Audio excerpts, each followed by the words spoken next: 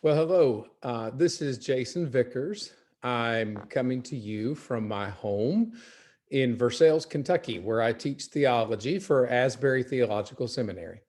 I'm looking forward to being with you in just over a week at Ocean Grove, where I will be talking about the Wesleyan holiness tradition.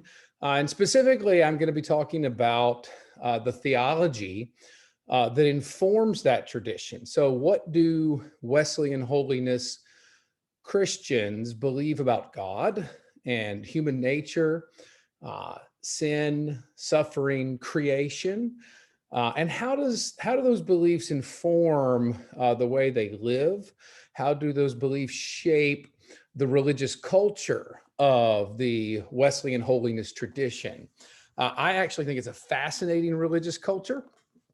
It's one that has, some of you probably know, a very strong culture of what I call asceticism, which is a kind of refrain from certain ways of living.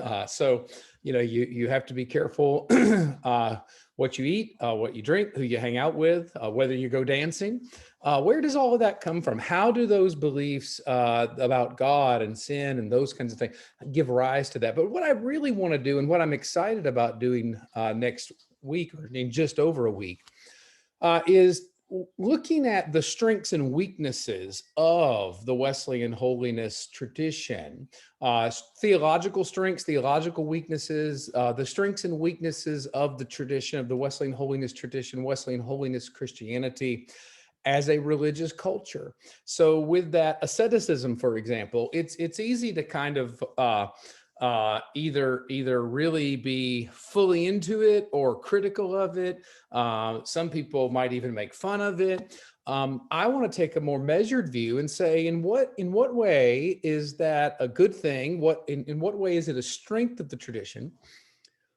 But then on the other hand, is there a sense in which it might also be a weakness? And this is just one example. I'll be talking about a lot more than just whether we should go dancing.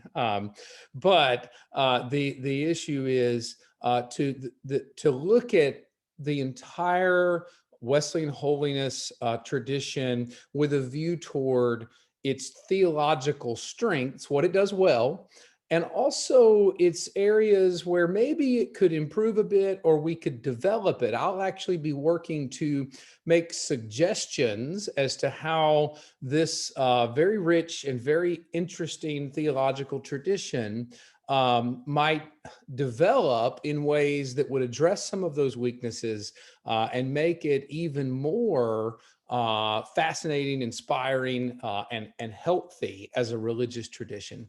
So I'm looking forward to being with you again. My family's coming with me. We're coming up from Kentucky, and I'll share more about myself at that time. And I can't wait to meet you all there.